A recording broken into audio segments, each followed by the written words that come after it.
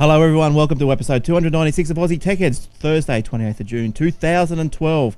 The end of the last episode in this financial year. I know we're all excited about that. Group certificates are coming out, tax returns are getting prepared or thinking about getting prepared. And I read a story through the week, no tax packs. I'm not sure. Eric, welcome. Do you know anything about no tax packs this year? Hello, everyone. Chat room, Will, Glenn, how are you?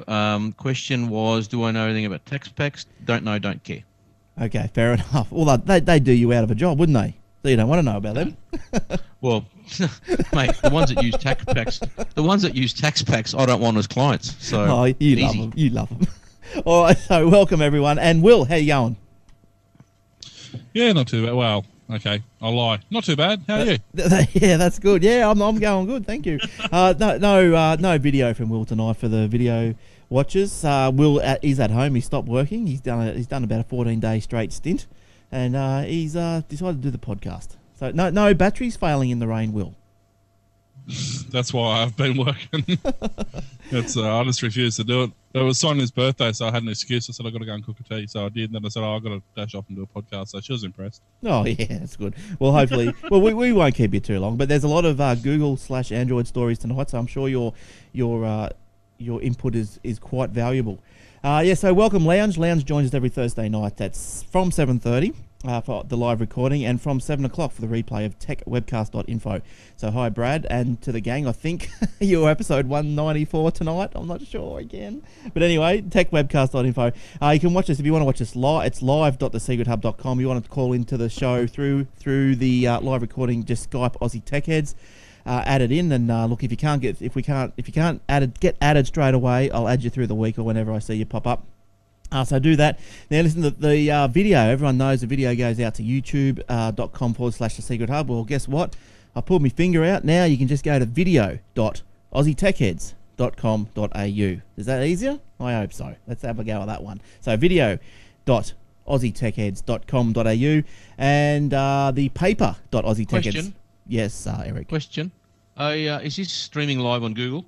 No. Google Plus at the moment? No. You haven't streamed. Okay. No, I've decided not to do that because what was the reason? There was something because it puts the recorded show live into the YouTube. I don't know why did it. Oh, because I think that week we used Skype. That's right. There was no sound coming through. That's right. Yeah. So do you reckon we should be going back into there? We could do that next week. No. Well, yeah. I'll do some sign language if you're watching. I know you're not because we're not showing it anyway. But YouTube, Aussie Tech Heads. Woo. Okay. Now, what else is there? That's it. Let's get into the show. That's a bit rude. I mean, there's no need for that. What's that? Oh, sorry, I didn't realise you did sign. You signed, Will. Sorry about that. Now, what's been going on, Will? What's news? What's news this week? I know there's a lot of Google. Have you been across the Google stuff this week? Or not? Well, as much as I've had a chance to, yeah. I know there's been a few releases. There was a few rumours 2 weeks ago. There was a few speculations last week, and this week there's actually sort of everything's happened all at once. Yeah. So. Yeah, it has. Well, that's probably because of the conference, developer conference, I'd imagine. That's it. It's unusual, though, for so many of the rumours, although probably not with Google, but it's unusual generally for so many of the rumours to actually be right. Yeah, well, so first of all, can we just look, if you hear any strange noises throughout the show, just apologies for that. That's it's my fault. Something Will's got going on up there. but look, I suppose I don't know what the biggest news out of this the Google I/O conference is. Would it be the Google Nexus? Do you think? Well, Google Nexus. The Nexus that you can pre-order at the moment for $249 for 16 gig or $299 for $249 for 8 gig or $299 for 16 gig. So yeah, it's out next week. Yeah, quite a powerhouse it seems. It's a 7-inch, another 7-inch tab, which I personally find is a good size. It's a HD display. It's 1.2 meg front-facing camera, which is good because usually front cameras are pretty crappy. So that's actually quite an improvement. Of course, 1 gig of RAM, which is nice. You've actually got room to do things with. Apparently, it's got up to 8 hours of active battery life, so that'll be interesting to see. It's true multi-touch, of course. But the cool part is it has a quad-core Tegra 3 processor in it, so it should be blistering fast. That's going to be pretty fast. Now it's just behind the iPad in terms of dots per inch or pixels per inch. I think their pixel density is 216 pixels per inch, and the iPad's 264. Built-in near-field communication. Yeah, go on, count them. I did with a compass end. Now the compass prick thing. Now it's got no rear-facing camera, but is that an issue when you got a good one at the front anyway? Does it really matter? Well, I suppose you got to see what you're taking, haven't you? Maybe. I guess. Yeah, I mean, I got given a 7-inch Samsung Galaxy Tab for my birthday. It's an older one, but I can't complain. It was free, and it has a front and a rear camera. And I've found myself actually surprisingly using the rear camera quite a bit. I didn't think I would. Right. So yeah, but then again, you can use Bluetooth cameras. You can use USB cameras to some degree as well. So there are options, I guess. No removable storage. So there's no SD. Slot in there, so that's a shame. But it comes. It's manufactured by Asus, so that's a well-known brand there. It will be the first device to run the new Google Android Jelly Bean. So the Jelly Bean Platform 4.1 is a minor upgrade from the ice cream sandwich, just a bit of a smoothing over there. The main feature of the Jelly Bean is what Google calls Project Butter, which centers around making the software smoother, faster, and fluid.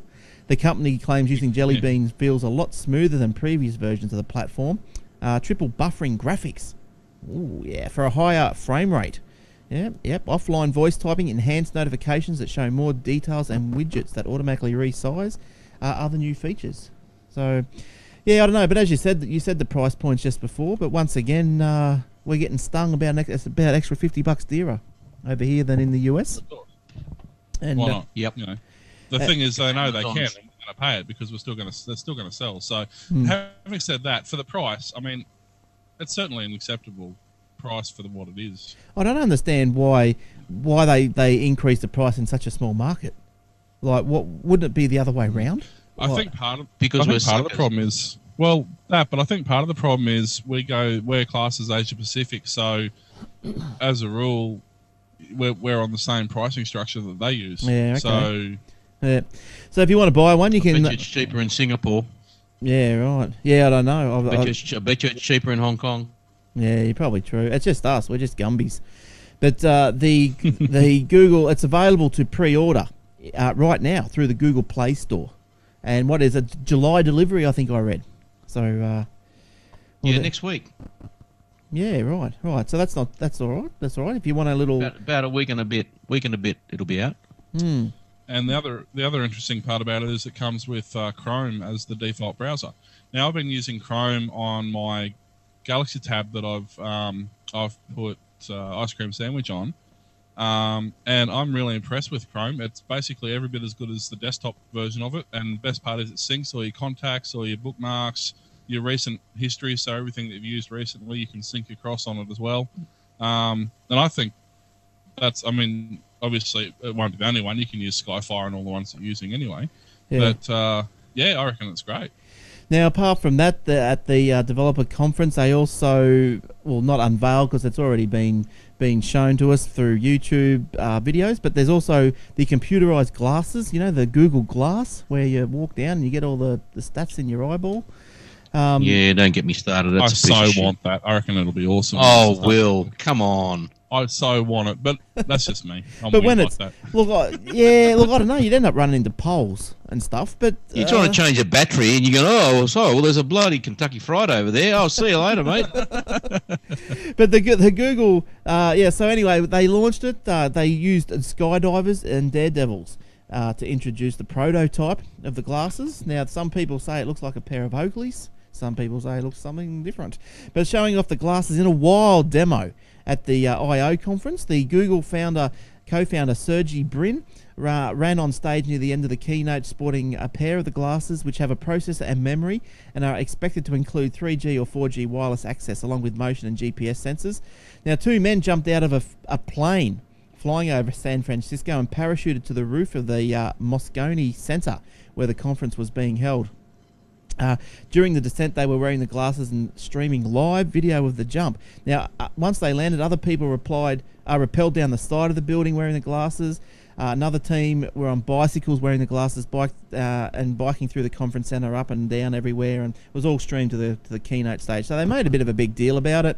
Look, at the moment, they're looking at a price point of around $1,500. Yeah, good luck. Yeah, good luck with those. But obviously they'll come down as saturation. That'll come down. I mean, look at smartphones. I mean, you think when some of the first... I mean, I had an old, monochrome touchscreen smartphone 10 years ago, and that was, like $3,000 when it came out. So... So these glasses... It's all relative. Yeah, so they've been announced. They've been announced to the developers, and they can pre-order them for $1,500. Won't be available till 2013. However, the demo... I can wait. Yeah, look, it's not something I'm going to rush out and buy, obviously, $1,500. But the demo, however, did not show anyone looking up information via their glasses or using the display screen. They also were not used to make a video or a phone call or video call. So early stages yet. Yeah, early stages yet. I mean, it's kind of a combination of there's some cameras out there at the moment that have, some glasses out there at the moment that have cameras in them. There's some out there that do MP3 and Bluetooth playback through your phone. And there is also that, I can't think what the name of off the top of my head, but there's those glasses you wear that have a Bluetooth connected camera to your phone that records everything. So it's going to be kind of a combination of all that, I think. Yeah. You know the only thing that's going to increase because of this? Brain tumours. Traffic accidents. Yeah, I was going to say traffic accidents. Brain tumours. You got your bloody Bluetooth stuck on there. You got cameras going at 3G chips hanging over your temple. Yeah, that's good. That's what you want. Well, let's just skip all that and implant it straight into our head. We'll save all that then. Well, exactly. Then you can just get the tumour sorted straight out. That's right. Yeah, just remove the brains of the users, because fair chance they're not going to be using it much anyway. Well, the only people that would buy it wouldn't have any brains anyway, Will, so mission accomplished. So that's why I want one. See, it's perfect. Now, another thing that was announced, and this is another direct competition to Apple, I would imagine. It's the Nexus Q. Now, it's a little sphere. There it is, a little a spheroid. Now, also announced at the developers conference, it will stream movies and music from the cloud, and will compete directly with Apple TV. The spherical device can stream movies purchased from the Google Play Store or from YouTube to high-definition TVs. Users will be able to stream music purchased from Google Play Store directly to the stereo systems, as we all know, the Apple TV, which I'm so in love with. Now, users can choose a song from the Google Play Music application from a phone or tablet, play it instantly on the Nexus Q. Similarly, a tablet or smartphone can be used to browse blah blah blah. You know how it all works. Google also pointed out the social streaming feature of the device, where guests at a party with Android phones or tablets can share music from their collection for playback. So that's pretty good. It's a diameter of 116 millimeters, weighs 923 grams. It has Android 4 ice cream sandwich, runs on a dual core OMAP 4460 processor from Texas Instruments. Yep, they are still going. Its wireless connectivity features include Wi-Fi, Bluetooth, and NFC.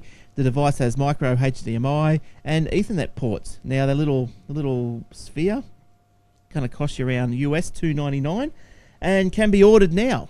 And once again, shipping in July. So they're coming. These things are coming. I'll have one of them too. So far, I think I'm up to about $5,000 with all the new Google products.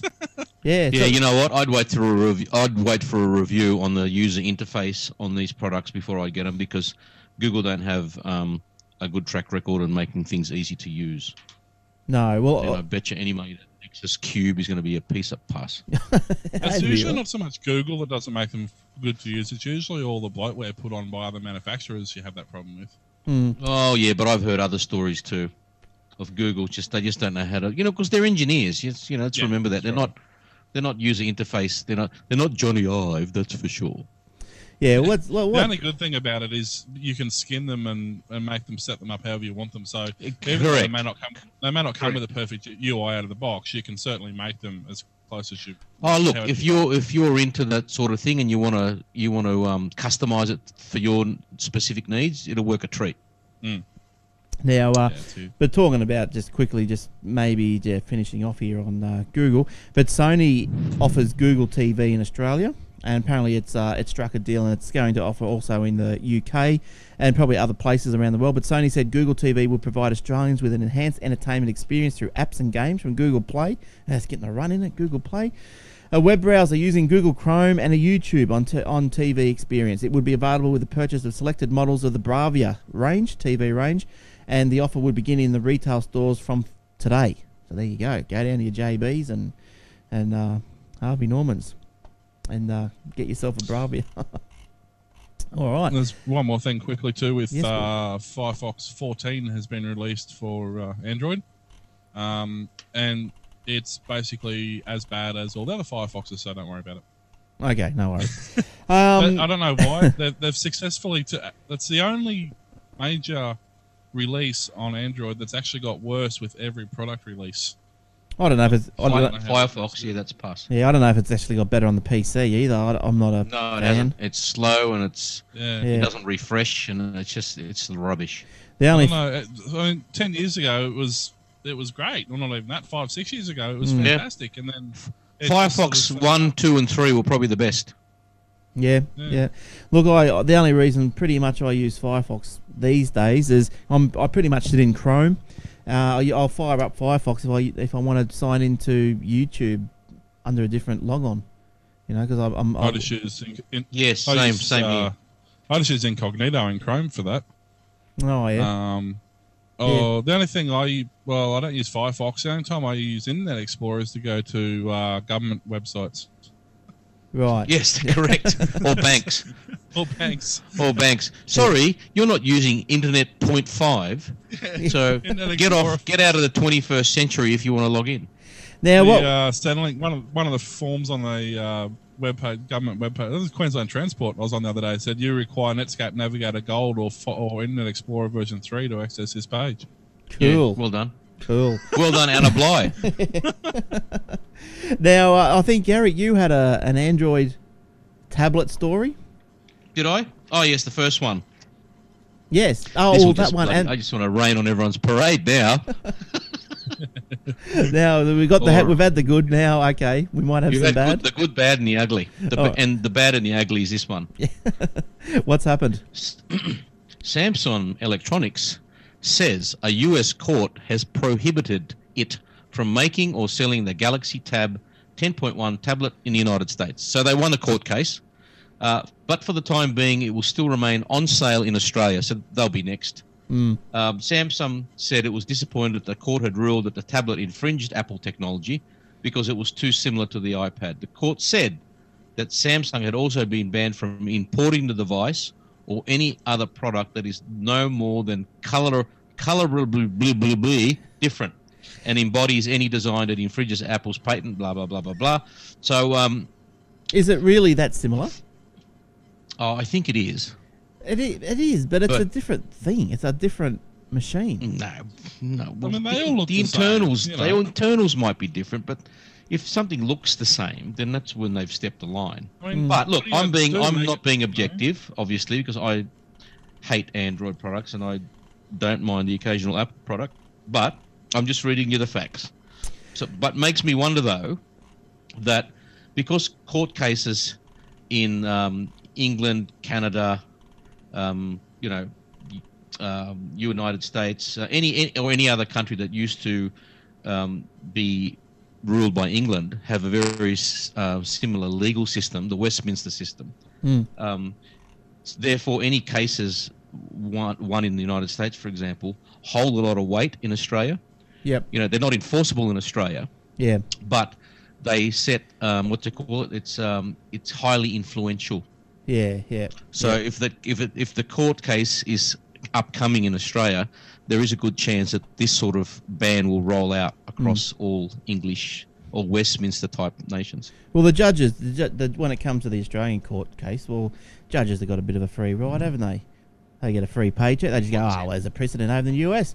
Let's go home. Oh no, they still have to discuss it. They wouldn't be doing their jobs if they discuss. They might decide that, it isn't relevant here for these reasons. They'd have to come up with reasons. They just can't brush it off. They can't just accept it either. without they can't rubber stamp it one way or another. Yeah. They still have to discuss it and look at the merits of it based on our country. Even though it's an influential case, they still have to look at it and see if it is actually relevant. Yeah. Yeah, I suppose they would. Now, also, you've got another one there, the Kogan tablet. Now, the review. Yeah, so they're out. People have got them in their hot little hands. I was pretty close. Some people have had it. I was actually wondering if you bought one during the week. I was nearly, but another one came along. Because I was nearly going to buy one of these Kogans, and then a mate of mine said he was selling an Acer, Iconia for A500, and although it was a for the same price, so it was second hand, so I got it for a couple of $100, and I just thought, look, Acer, blah blah blah. All I wanted to do is just a couple of little simple things. And I'm pretty sure that he's been using it for a year or so, and he was sweet on with it. But the Kogan, how's it running so far? Well, it says here, it's the first budget Android ice cream sandwich tablet, but they make it very clear you get what you pay for. So I'll read on. As with many gadgets, the Agora looks good on paper. It sports a 10-inch LCD display, 1024 x 768, with a 1 gigahertz single-core ARM Cortex. That was my sticking point. What's that? That was my sticking point. That was that was one of the things where you go So it's got 1 gig of RAM, which is okay. Tick. 400 megahertz GPU. Okay, that's reasonable, I suppose. The tablet's the thickness sits in between the iPad and the iPad 2. So between the iPad 3 and the iPad 2 in terms of the thickness. You'll find disappointing the 0.3 and 2 front the 0.3 and 2 megapixel front and rear cameras, which produce terrible results. 0.3 is the front camera. That's a standard VGA camera that most tablets have on the front. It's ridiculous. But it's only used for like FaceTime, Skype, whatever. That's all it's used for. Yeah. Connectivity includes Bluetooth, Wi-Fi, one channel only, 2 gigahertz band. Which is already crowded with mobile phones and not mobile phones, cordless phones and bloody microwaves and whatever else. So that's might be an issue. No 3G obviously yet. When it comes to real world performance, the old Cortex A8 processor is found wanting. Yeah, but I suppose maybe it's probably not a good reason you didn't buy it. Yeah, look, I suppose you can read, different people got different ways of measuring things, and with this review, I don't know, where'd the review come from? Do you know, Eric? It came from, yes, I'll tell you where it came from. Because what I was thinking is when they say that the processor is found Sydney Morning Herald. Okay, so when they say that the processing is found wanting, look, are they trying to really push it to its limits, or are they just browsing the internet? The browser can be sluggish when responding to commands such as pinch to zoom. Okay, yeah. So yep. So it's the processor that's doing all that. So they say it's murky. The graphics is the screen is murky. It's not as bright. So therefore, toss up. Okay, so now that this week's been over and done with, the Google's announced their Nexus. If I was, you'd go to Nexus. Yeah, I think so. I think I would sacrifice the screen size for that quad-core processor. I reckon Google's going to come out with a Nexus 10-inch. They probably will. It probably won't be $200. And if you're gonna, and it'll be just as good a quality as the 7-inch, you'd go and get that one if you wanted a 10-inch. I mean, I don't know. Will they? I mean, iPads are 10-inch. Do they really need to try and compete with that? Well, I think they're competing fairly well with it now. I mean, they're not sort of making massive inroads, but they're doing okay. Yeah. I mean, I'd love to see them do it. I reckon it'd be great, but I'm just wondering because, as a rule, people who have 10-inch tablets, for the most part, I mean, there are some out there, but most of them tend to go with iPads. So, I mean, I've actually got a couple of 7-inch tablets now, and I actually really love the 7-inch size. I've used I have used the iPad 2s and 3s and things like that. I've got friends who have got them, and I personally just find them too big for the most part. Anyway. You can't really drag them around, shove them in your back pocket. That's for sure. No. But one last thing, what's disturbing is it comes with the Chinese version of Skype pre-installed. What? Right? And it gets worse. This is the Skype version which lets the Chinese government snoop in on your Skype sessions. Nice work. Nice work. Yeah, I think it's probably mandatory. I think they actually have to install that. It's on a lot of Chinese tablets. You get that.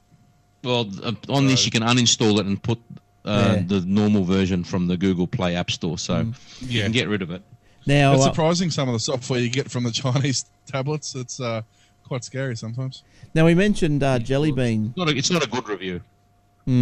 But I think like if the Nexus is just so close to being released, I think it'd be fair to consider it closely, very closely. Now, Jelly Bean, as we mentioned before, is the success of the ice cream sandwich. Now, another new feature of this Jelly Bean is the Google Now. The Google Now learns roughly when a person commutes to work, and this is an example of what the Google Now is. Learns roughly when a person commutes to work and what route they take. It will then check traffic reports each morning and recommend a faster route when there is one. Now, how it's going to do all this, I'll be buggered if I know at this point in time. When a user is near a bus stop or train station, Google Now will tell users what the next time the bus or train is arriving. Quick, get out of your car in the middle of the road and catch that bus. That's right, jump. And if a user searches for a flight, Google will remember that and push out notifications if the flight is delayed. So it's really hooking into a few databases here. I'm not sure how it's going to work, actually. I'm not going to use it. I don't want that bloody computer knowing every move I've got. I mean, there's one I use now. It's called Traffic Mate or something like that. And because I'm on the road all day with the batteries, it just runs as a widget on the background. And every time I'm in a certain area, heading a certain direction, it always comes up and tells me if there's traffic jams or whatever. So, but then, Will, how do you think it's going to go when it's trying to tell you like the bus that you're on and which route to take and what bus is the bus coming in the next 5 minutes and the flight that's late? Like, they're going to have to approach. The thing is, like, with all these things, it says, this is advice only. Take it with a grain of salt. Otherwise, you'll end up driving into a golf course sand trap. So yeah, but I mean, obviously Google's going to have to start approaching, we'll say the airlines and stuff like that. But anyway, you can already get the flight trackers. The flight trackers already tell you when planes are delayed. There's the same for the train network already has one. So I'm assuming the buses have one. Well, they're probably already available. They're just going to have to get access to the back end. Yeah, that's right. Now, just as a quick stat, Google said a million new Android devices are activated each day. 1 million. Oh. And that's 12 per second. So, bull. Is that new? Well, is that new activations or could it be recurring ones as well? Because probably if you reset your device or whatever, that's classed as an activation. Yeah, I reckon it's that as well. I reckon it's recurring activation because the things are always crashing every 5 fucking minutes. Oh, that's another one I've got to write down. That's about the 28-30 second mark. 28:30. See if we can edit that one out. Now, moving on to... Look, I found a good little iOS app today. Now, I haven't used it, but people out there, you can download this and use it. Look, I was going to give it to Garth to do for a review, but I thought it was that interesting, we thought we'd do it tonight. Now, it's called Wickr. W-I-C-K-R. I don't know if anyone's heard of it or not, but it's a new mobile application for Apple devices. Lets people exchange files, messages, and pictures without leaving a digital trace that could be examined by law enforcement or cyber spies. So senders of a message or photo can... Or your wife. Exactly. Senders of a message or photo can set a self-destruct time for the data, ranging from a few seconds to 6 days. And in the paid Pro version, there's probably more functionality to extend that time frame out. As soon as the recipient who has Wickr installed opens the message, the countdown begins. And now this is Christopher Howe from the co-creator. No matter what you can do, you cannot stop the clock. And information, blah, blah, blah. Wickr makes it hard for a person to take a screenshot of a photo or video. The recipient has to hold down a button on the screen. And if a fingertip moves more than a couple of pixels, the data disappears. So the Wicker have said to take a screenshot on the iPhone, a person must push the power button and the home button at the same time. Once the time period has expired, Wicker writes over the photo or file in the device's memory with random data. So, yeah, now it's hang on, now I've got a couple of screenshots for people that are actually here on the video. There you go. You can have a look at that. Pretty boring screenshots, but anyway. Before transmission, text and photos are scrambled on the device using 256-bit AES encryption. The encryption keys are also encrypted and only used once before being discarded. Wicked doesn't have access to any of the encryption keys used for securing the data, and even a person's username is stored as a cryptographic cipher. So there you go. So I guess that'd come in handy. That's interesting. Yep. Yeah. So that's in the iTunes, and it's free. There's a free version. So that's pretty cool. Like I'll probably put that on the iPad, and I'll probably put that on the iPhone when I get one. And you will get one. I will get one. The Android version of Wicked is coming soon. So that's all. That'll just delete the whole phone. Yeah. Yeah. You have to restart it. That's another activation. That's how they get their stats. Yeah. But well, we shouldn't say that. They're trying their best. Look, as I said, I bought an Android tablet today, so that's all good. Now, just quickly before I know Eric's got a couple more stories. Oh, Will, did you have any more Android stories? Not so much Android. Well, hit us with another one. The only one I did have was the which I've just closed accidentally. Was the new Lego blocks on Google Maps, Google Earth, because it's the 50th anniversary of Lego in Australia. They've added a tweak to Google Earth where you can build 3D buildings and stuff, but you can build them all in Lego. Yeah, nice. In Google Earth. So that's right. Yeah. All right. That's a bit of fun. All right, now just a little quickie from me is price controls on Telstra are going to remain stable. This is for fixed phone lines. This is not really tech, I guess, but I just thought you'd like to know. The government renewed retail price controls on Telstra fixed line telephone services until June 2014. Untimed local calls will continue to cost 22 cents and payphone calls will be capped at 50 cents for local calls. Telstra fixed line customers will continue to get free calls to directory assistance. Good stuff. There you go. Wasn't that exciting? That's just worth tuning in for the show just for that story. I was just reading a story for this will affect the 11 Vodafone customers still out there. Apparently there was a outage for 2.5 hours. Oh, really? I'm shocked. I don't believe that. They're so efficient. What are you talking about? You know, part of their $500 million overhaul apparently had nothing to do with the one router that failed and brought down the entire Vodafone network Australia wide. One router. Yeah, they were probably using a freaking Netgear. It could have been. Probably. I couldn't believe that. Yeah, 2.5 hours was for one router fail. Now, that's just atrocious. Do they not have backups? What's their $500 million not include a backup router? Of course not, William. No William, way. That would be common sense. Now, That would be planning for redundancy. They don't do that. But I mean, I guess when you've got 12 customers, yeah, you're not really worried too much, are you? Now, we all know Greece is feeling the pinch, but how about this for a pinch? Bit. Early in the morning, Wednesday of June 27th, the Microsoft building in Greece, in Athens, was attacked by assailants who drove a van through the entrance to the building, ushered 2 security personnel out of the building, and then set fire on the van. The stolen van was... Didn't want to pay their license fee. The stolen van was packed with gas canisters, and other cans of flammable materials. No one was injured. The attack occurred at around 4 a.m. So there you go. Good stuff. Eric, did you have another little story? Or did you... I do have... Well, do you want to go to Garth now? All right. Well, we're going to go to Gus because he's got a little iPhone app, thingy bopper doover. Now, when I find it, he's around here somewhere. There he is. And okay, Garth, what's going on? Hi, Glenn and Garth here with you once again, and another iOS app for your consumption. Garth, welcome. What have you got this week? G'day, Glenn. How are you? Tonight Good. we're looking at Audible. Now, we all know and love Audible.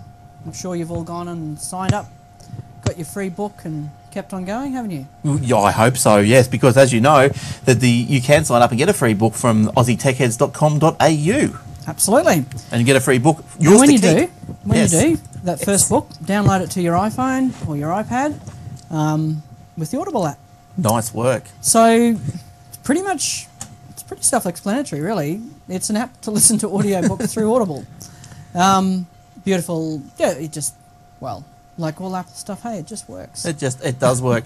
Now, Audible, they're MP3, they're various formats, but obviously most people probably be downloading the MP3. It's not so much, yeah, I think they're all probably MP3 pretty much, but it downloads in whatever format you want it to, in terms of, it's more the quality, so how high a bit rate you get.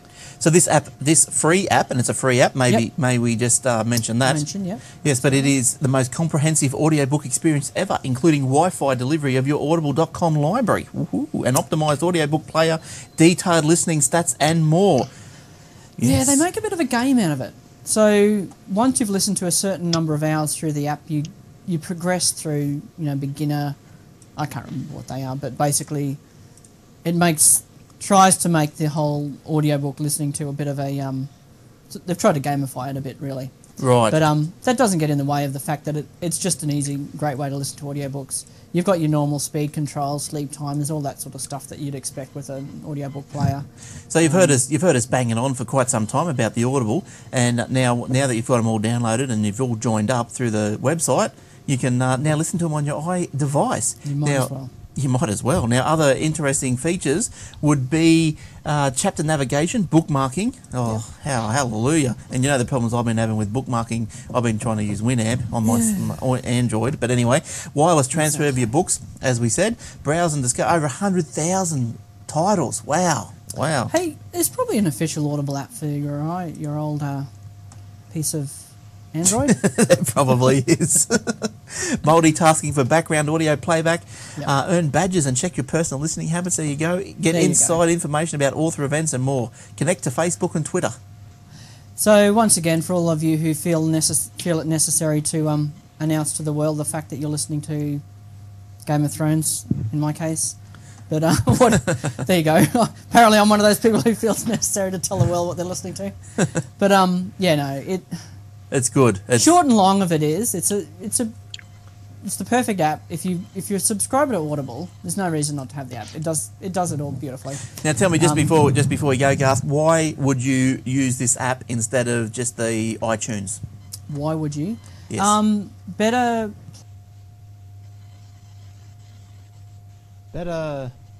Something. That's where we leave Garth. I don't know why he froze. He froze. Oh wow! Would you like me to finish that? Yeah, go, Will. Basically, is the Audible app because it has tracking of all your apps. The cool part is that you can have it on multiple devices, and every device you go to actually syncs. So if you start listening to a book on one device, you stop, you go to another device, you start listening to that same book, it will pick up from the same place. There's bookmarks, all that sort of stuff. So it's awesome. Yep. All right, Glenn's disappeared now. Oh dear. Glenn, we've lost you. Edit point. His battery's probably gone flat again. Battery's gone. He's hanging on there. He's waving his arms. He's freaking out. He needs mouth to mouth. In the interim, I just need to say happy birthday to someone. It was my first love growing up, and I didn't realise they were getting so old. But I'd love to say happy 40th birthday to Atari. Your first love. Jeez. Yeah. I thought you were talking about someone else. Oh, no, it's her birthday today too, but no, she doesn't listen to the show, so it doesn't matter. The only episode of history she listens to. It's probably tonight she'll listen to it. And she'll be standing at the door. She's probably standing behind you right now. Probably. See, no camera, I can't tell. But yeah, apparently in 1981, they started releasing, and of course their largest selling game ever was Pong. So... Oh, no, you don't smell that bad. All right, now... Don't you hate it when you come in at the end of a conversation? You do, I do, yeah, that's right. Now, where's my mouse? Oh, don't tell me it's gone flat too. No, it hasn't. I'm just joking, just mucking around, kids. All right, now where were we? So we finished up with Garth. Sorry. Okay. I'll just collect my thoughts here. Now, from Garth, we'll go... flat batteries. I'm back. Now, ABC TV launches their extended iView streaming platform to iPhones, iPod Touches, and iPads on the 3G network. So that's all right. So you can go and have a look at that. You probably look at that on your... Well, everyone probably uses iView, I would imagine. They would, but I wouldn't. I'm not going to use it over 3G. Bloody hell, I've used suck it. That right up. I've Yeah, I mean, it works, but you'd go through your data pretty quickly watching videos. Yeah. Yeah, they're pretty well compressed. The movie's only about 200 and something megs, so No, pretty decent. it's a lot for a 1 gig limit. Oh, that's right. We don't all have 6 gig plans, do we? No, we don't. Now, what else have you got, Eric? You got any more stories? Let me just try through your... the interesting story. The interesting story. Hang on. Here we go. I'm This just is turning like the ABC. The ABC's here we go. updated its You iView will for love iOS this. as well. You will love the ingenuity of Apple and their ruthless pursuit of profits and other things. iPad's deep Australian secret drove Microsoft to surface. I'll explain. Around the time the iPad came out more than 2 years ago, this is the first iPad, Microsoft executives got an eye-opening jolt about how far Apple would go to gain an edge for its products. Microsoft learned through industry sources that Apple had bought large quantities of high-quality aluminium from a mine in Australia to create the distinctive cases for the iPad. Right. According to a Microsoft employee who did not want to be named, the executives were stunned by how deeply Apple was willing to reach into the global supply chain to secure innovative materials for the iPad, and once it did, to corner the market on those supplies. Basically, they just bought everything. The incident was one of many over the past several years that gradually pushed Microsoft to create its own tablet. The move was the most striking evidence yet of the friction between Microsoft and its partners on the hardware side of the PC business. So There you go. So they basically bought all the aluminium from this one particular type of aluminium, not just any aluminium, from this one Australian mine, and no one else can get their hands on it. Don't you love it? Yes. Well, that's good. That's a good move. That's not overly surprising, though. I mean, that's Australia's it's the largest aluminium mining country in the world. So They are. if you want the best product, you go to the source, don't you? I mean, it's not that surprising, to be honest. No. Well, it's not surprising that they got it from us. That's not. That's not what my comment is about. It's just surprising how far they'd go to lock up supplies. Well, I don't know. I mean, Ever since then, Gina Reinhardt's now the richest woman in the world. So we wonder who owns the mine. Yeah. It's Apple tradition, though. They have always had a habit of controlling the product from end to end. I mean, That is true. that's what they do, which is why their products inherently are better, because they have full control over it. So if the only way to ensure that you have a continuous batch that are the same product every time, well, That's the best way to do it, same because you got aluminium, the consistent quality. Well, I don't. So it's you'll probably find that they demand the same sand to make all the silicon for the. They do. chips. They've basically. There's a little story. This is just a side thing. Before the iPhone came out, the original one in 2007, Corning Glass. Everyone knows who Corning Glass is. They make a lot of kitchen glass equipment that goes in the microwave, that sort of thing. They had this product that no one was buying. It was called Gorilla Glass. Well, we all know what that is now. Yeah. And they were going to shut it down. And somehow someone at Corning knew someone at Apple and said, "Oh, look, why don't you have a look at this? We're about to shut down the division because we've developed this Gorilla Glass and this is what it does, etc., etc., etc. But we don't know what to do with it." Apple said, "Keep making it. We will buy everything that you produce." And that's the glass that they use for all the iPhones and all the iPads ever since. And since then, that Corning Gorilla Glass division has made squillions and squillions and squillions, and they were going to shut it down until Apple came along and said, no, we'll use that and we'll tie up the whole market. Yeah, well, I can't see that, because just going back to the story there, is when you said the story went on about how Microsoft executives got an eye-opening jolt. But, I think that's just good on Apple. They've identified. Oh, it is. Yeah, identified Absolutely. a material or a product that they want to build their stuff with, why not try and get as much of it as you can? And if Well, not, you know, look, any business who was as forward-thinking as Apple would have done the same thing. that's right. Yeah, that's right. Yeah. A few of them have. Yes, exactly. You look, there's been a few that have done that. They've controlled the process, and for the most part, they're a very successful business. Well, look at going back quickly Intel. to what you're saying. Intel have been doing it for 50 years. They basically control the whole silicon market. Pretty much. Well, they did. Not They so much did now. until AMD took them to court. Yeah. But, like you're saying, what I find, just quickly on that Gorilla Glass, I find it funny that most people I know have an iPhone have a cracked screen that's got the Gorilla Glass on it. I'd hate to see how bad those screens are if it didn't, My Android's come off bars, it's that's been slid down things and it's never broken. So the downside to having an aluminium case. All right. I think, though, with that glass on the iPhone, and I've dropped my iPhones, I think a lot of it depends on which angle it falls, because I've dropped my iPhone on, a few times, and not a scratch doesn't break. And on other times, it just falls, 30 centimetres of the floor and the whole thing's smashed. Yeah. Yeah, So I think it depends on the angle. The very first iPhone, when it came out, I went to an Apple store and had a play with it, and I dropped it and it smashed. Do you run out? See you later. That's your problem. Bye. I think I was out of the store before it hit the ground. We'll just keep on with the mobiles here. Telstra has ceased tracking web traffic from its mobile subscribers after admitting to hosting the stored data overseas.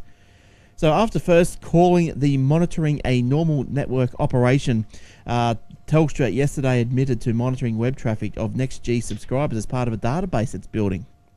Now, Yeah, that's not right. no, these addresses are compared to a blacklist of criminal sites curated by the Canadian web filtering company NetSweeper, with IP address tracking leading to a Rackspace facility in Chicago. I don't know how people find all this stuff out.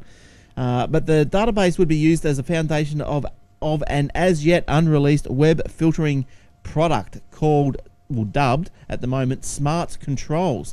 Now, users who use Smart Controls would pay $2.95 per month for the ability to restrict internet access on mobiles associated with the account based on specific URLs and content categories. Surely they could just, make up some other sort of a app or bit of software or function of the software that just, you punch in the addresses that you want to allow or the domain extensions that you want to allow. But anyway, that's the go. The feature would be available to newer Telstra customers, or only available to newer Telstra customers, those on its Siebel-based billing system. How many billing systems has this Telstra got, fair dinkum?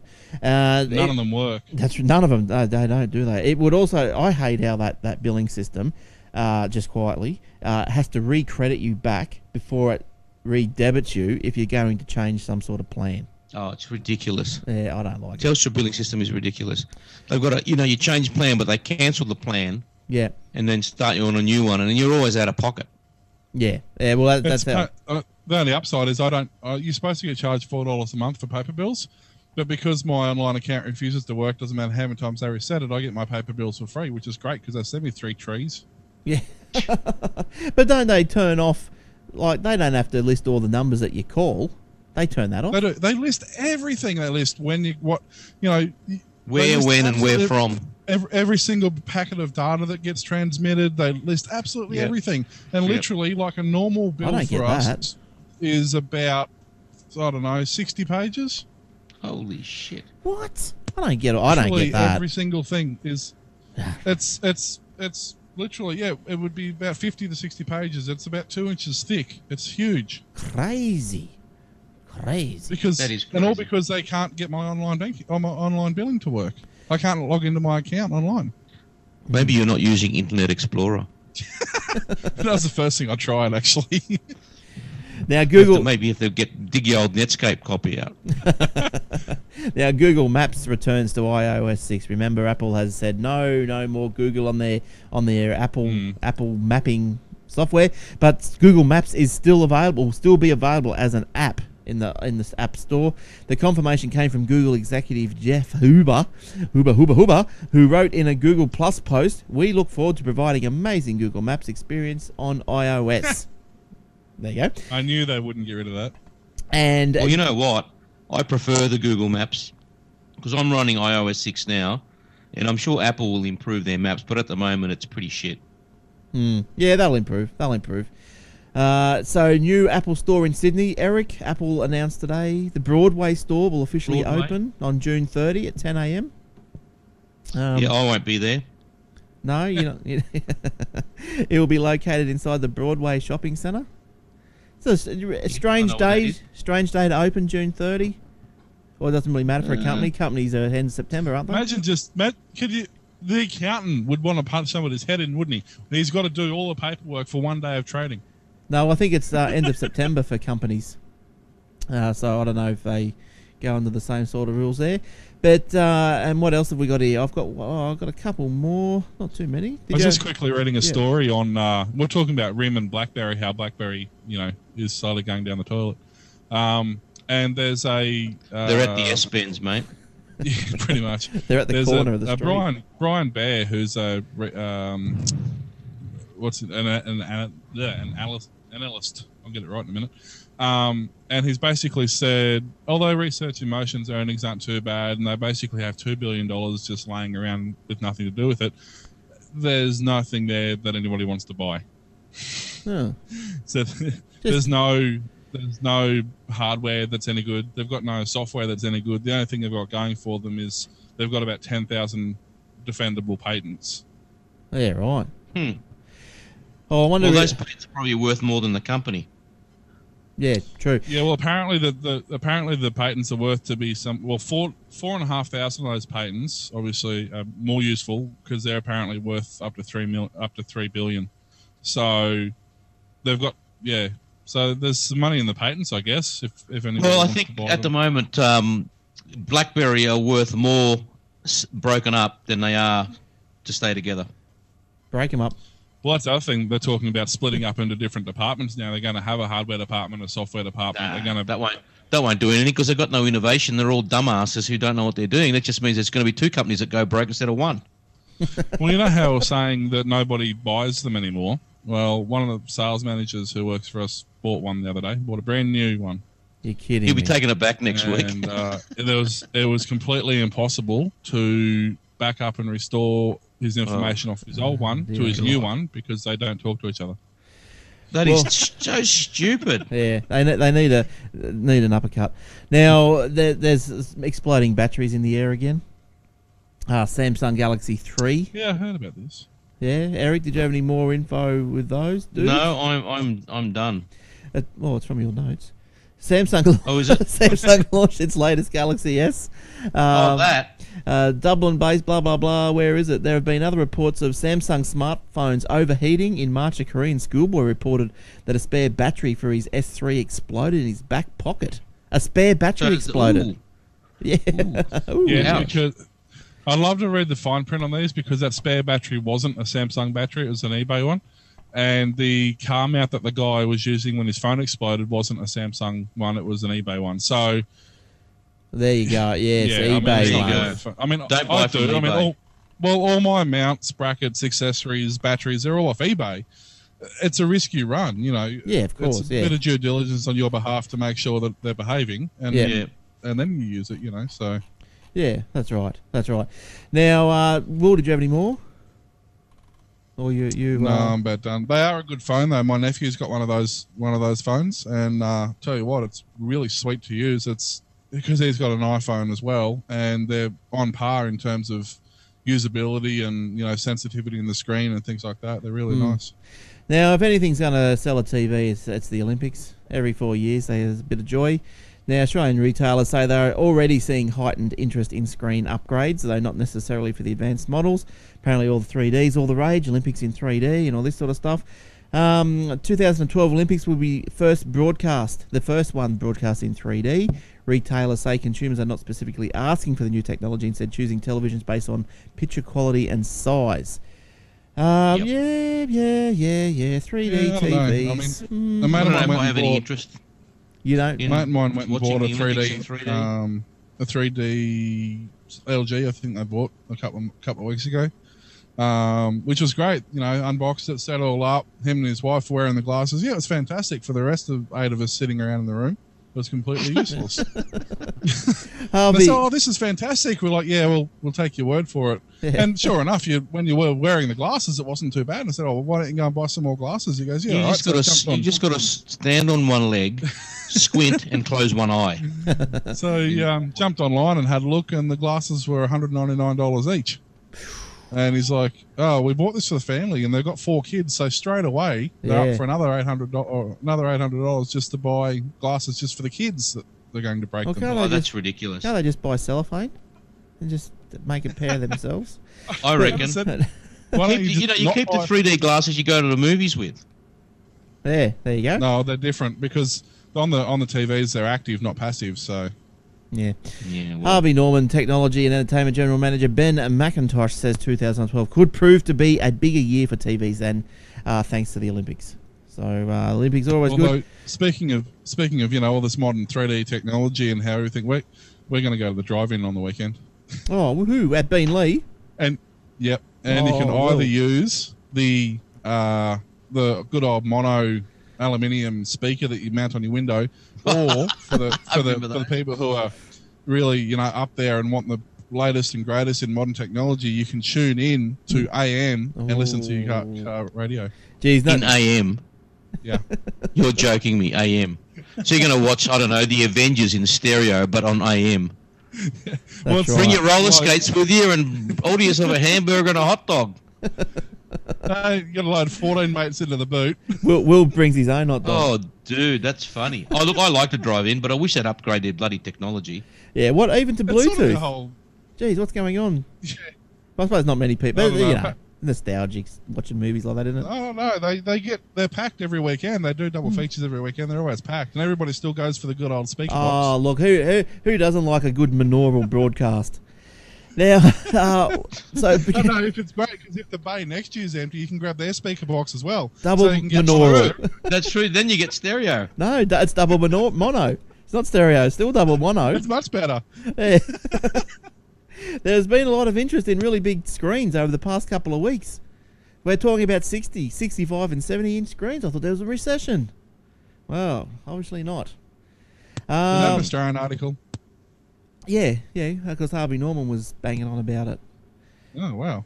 Yeah. Now, what's any more? Anyone got anything else? So there's a Nah. recession for there's only a recession for the lower class in Australia, it seems. Yeah, because I'm in recession. Oh, look, I might have one. Oh, Twitter shut That's your down. hairline. Shut it. Twitter shut down through the week. Denial of service. Apparently, we just #Tango downed Twitter for 40 minutes worldwide. Said a tweet from a group called UG Nazi, which has been linked to attacks on US government websites. The term Tango down is sometimes used in the hacker community to refer to so-called denial of service attack, which can shut down a website. So Twitter smashed. And Kim, is it Kim.com? Is it Kimmy Yeah. or Kenny? Kim.com. Kim.com. No, Kim. Yep. Kim.com, according action by the FBI to copy data and take it offshore to the US, is unlawful.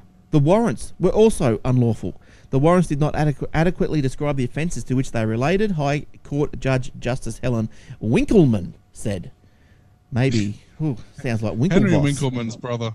Now, millions of dollars in assets were seized or frozen, including almost 20 luxury vehicles, dozens of computers and artworks. However, Justice Winkleman said the warrant for the search fell well short of outlining Mr.com's alleged offences. They were general warrants and as such invalid.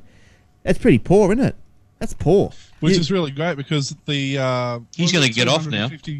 Was it 250 terabytes of information or something they accumulated? Is all Yeah, they're going to bring it back. yeah. You can't That's just it. take things out of a country without permission. These people are idiots. They're the Yeah. Yanks, so they think they can. That's The problem. thing is, the Yanks think they own every other country in the world. For our American viewers, I know that's not all of you, but some of your law enforcement officials just need a good most of you. uppercut. But I mean, but it's still, yeah. Well, as you say, it obviously is because as I read the story, I'm thinking that is poor from the point of view that their lawyers aren't across this situation. I thought it was poor, but then as Eric just said, now my train of thought would be maybe it's just arrogant, and that's probably look at his arrogance. It's cocky. It's arrogant. It's whatever you want to call it. But if Kim.coms, and he should change that name, were smart, they would appeal his arrest now, and he's on bail. They should give him his bail back, cancel the bail, set him free because the warrant was invalid. That's right. They're going to basically that's what they're going to have to do. They're going to have to gather new evidence and arrest him with completely new evidence. And guess what? It's too late because all the evidence is now gone.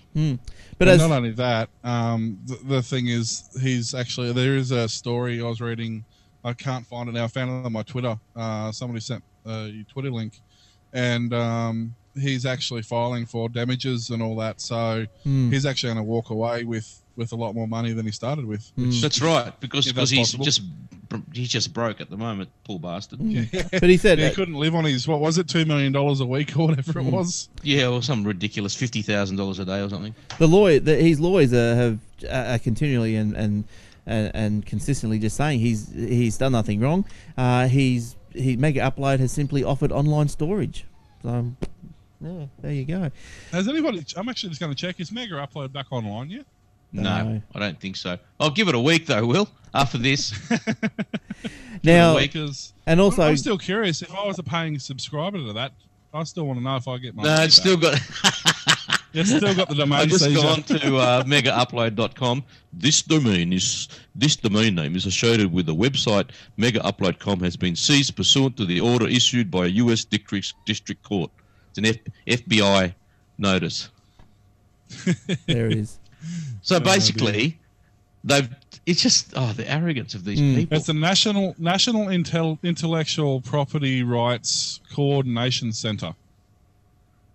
That's not a mouthful. National Intellectual Property Rights Coordination Center, Department of Justice. It's always got the bald eagle there, love it.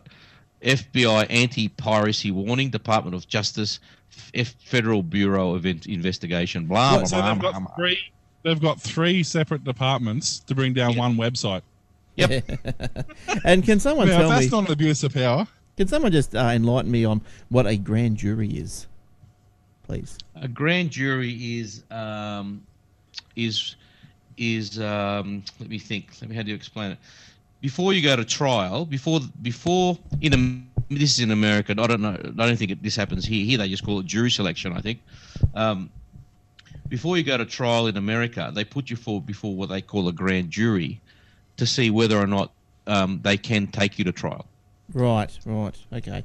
If that makes sense. Yep. So it's like what do they call them? The pre-trial. They've got something here similar to pre-trial or something where you just basically stand there and the judge goes yes or no and you walk out again. Yep, cool. And now also, as someone was mentioning before, Skype is loaded onto tablets in Chinese. Well, New York Times is going Chinese launches their Chinese language website. The New York Times has launched its Chinese version of its website in a bid to tap into the world's biggest internet market. The paper said the portal was targeted at educated, affluent, global citizens, and probably IP dodgers in China. The move comes despite concerns over China's strict control and censorship of online content. However, the paper said it would hope that it would follow its journalistic standards. Now, do they realise that there's people who aren't necessarily in China who speak Chinese as well? I guess so. Like it's not like they're only going to China. No. So actually, I didn't actually go and check to see if it was actually hosted in. It wouldn't be hosted in China, but it must just be. It wouldn't be hosted there, but it'd just be a Chinese offshoot of the Times. I mean, China's known obviously to have its bad internet policies, and they block a lot of things.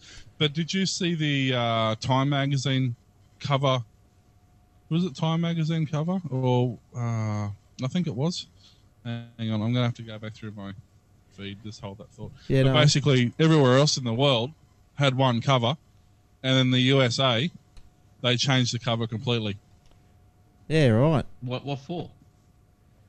Just give me a sec. I'm going to have to just go back and have a look. I'm just looking to see if I can find the Chinese site. But it's probably just up in the top. You probably just change the language. Oh yeah. Here we go. The Time cover. was, I can't read when it was, but basically the cover is Time. What is it? Revolution Redux or whatever it is. And then all over the world, South Pacific, Asia, Europe, China, it says all that. And then the American one, it's Time. Why anxiety is good for you. Good. Apparently, you know, Anxiety. the US haven't heard of the internet either. No. You know, the US government's still running on Windows XP. Probably would be too. Wouldn't surprise me. Yes. At least all they've right. heard of Windows XP. 90. We just upgraded it from 98. Yeah, All right. Windows 98 Special Edition. Yeah, that's right. Windows 2.1. All right. I think that's going to do us. Are you all done, you guys? I'm done. Done like a dinner. All right. Done like a dinner. And just a quick one from the lounge. Milo wants to know: is there an Apple store in Nowra? No. No Milo, and there will never be one in Nowra. You're gonna have to. There's travel. only about 3 people that would visit it, you and your 2 mates. All right, so that'll do us for tonight. If you want to contact us, Glenn, Will, or Eric at aussietechheads.com.au. Don't forget the website, aussietechheads.com.au. And, yeah, everything else that sprouts from the website, the video dot, the paper dot, and all that sort of good stuff. Now, if you've got live dot, that's right, exactly right. Now, if you want to be a part of the show, send me an email. Send me if you want to do a review. Just send one in. The Britney Spears album is still here to be taken. Don't forget the footy tip competition. I'll tell you what, if you send in a review, we'll even pay for postage. That's right. Send it You know in. what? Just give us your name. Don't even bother about the review. We'll just send it to you. Yeah, that's Just right. send us an email, anybody, please. It's taken up space. I need a review to get rid of it, please. Just send a name. Well, Hey, you who wants Hey, it? you know, Who you're wants missing it? a very crucial point. Give it to Garth. He's doing all your reviews for you. Yes, or I'll offer it to him next time I see him. But yeah, so and if you got anything that you want to, if you're in business, tech related business, and you want to get on and tell us about what you do, shoot me an email, and we'll get you on. We'll sprout your wares around the joint. So that's Well, gonna, don't want to sprout too much. no, just a small I spent sprout. night lock up after that once. That's right. Just a small sprout. All right, No Brazilians. that's going to do us for this week. So thank you one and all for downloading, watching live, and watching on the video through the YouTube and wherever else you manage to get us. If you pirate us, Ooh. You torrent us. Oh, watch out. There you If go. you pirate us, we'll come around, knock on your door and say thanks. All right. So until next week. Thanks, Eric. Thanks, Will. Thanks, And, mate. See you guys. And thank you, Lounge, and thank you to you too. So until next week, it's bye for now. Ta-da. Bye-bye.